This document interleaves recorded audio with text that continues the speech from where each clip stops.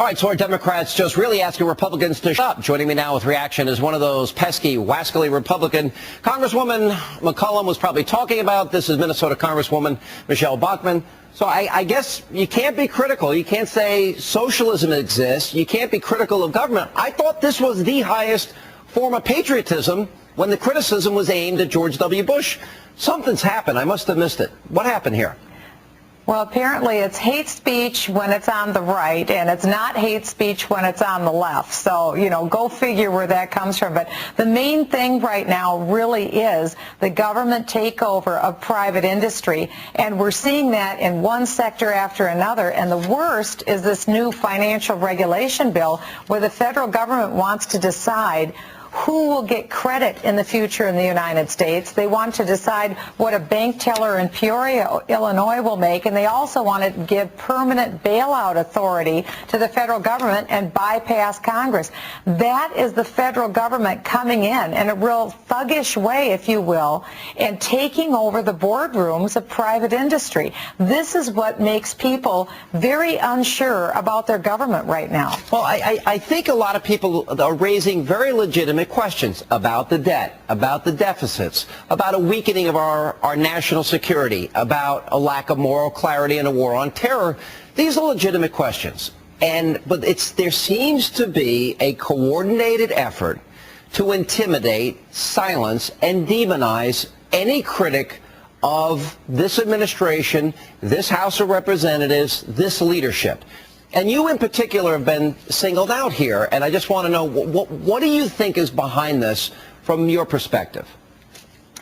Well, one word that we've heard a lot just in this last week is the word violence. And that when people on the right are disagreeing with the Obama administration, that we're fomenting violence. Well, I think violence is when the Democrat control base, whether it's President Obama, Harry Reid, or Speaker Pelosi, when they feel like their political position of power is being attacked. That's what they equate violence with.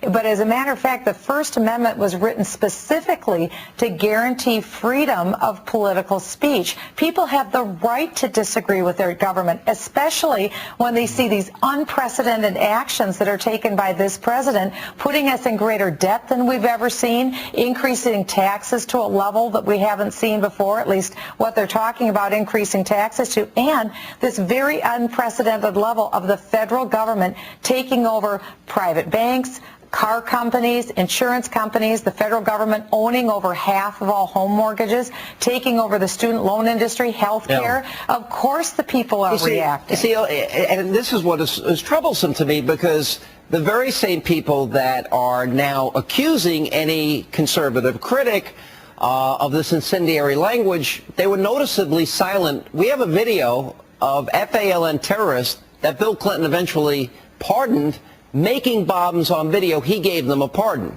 They had very little interest in the relationship between Barack Obama, the candidate, and this unrepentant terrorist, Bill Ayers. So there seems to be a double standard. I guess what I'm trying to get an answer to this question, though, do you think this is a coordinated attack? In other words, the echo chamber of the Democratic Party, do you think this is coordinated by all people on the left? A strategy has emerged, because it appears that they're all singing from the same hymnal at this point.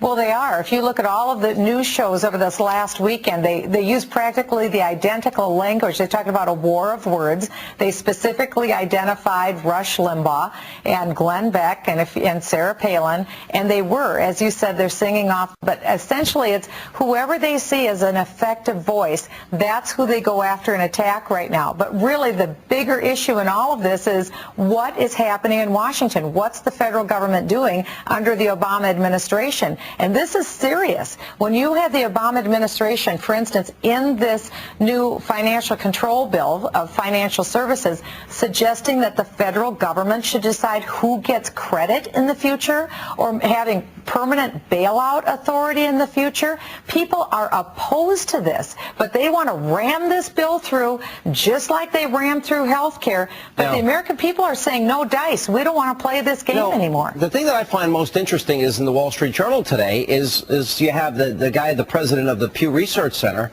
basically saying the general public now wants government reform and its power curtailed.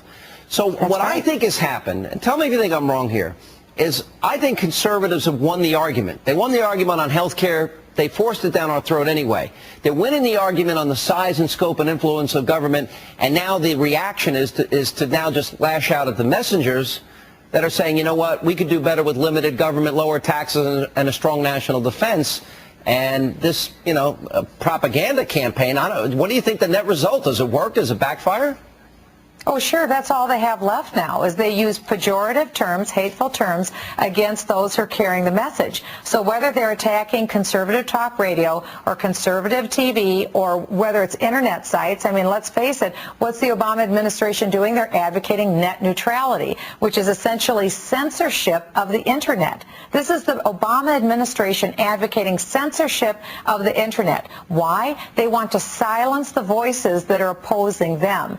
Despite the fact that they continue to have much of the mainstream media still providing cover for all of these dramatic efforts that the Obama administration is taking. So they're very specifically and pointedly going after voices that they see are effectively telling the truth about what the Obama administration is trying to do. And the American people don't like it very much. I think the narrative that the president is not the moderate that he ran as and is far more radical has taken hold, and I think that's very, very irritating to them. All right, Congresswoman, good to see you as always. Thanks for being with us.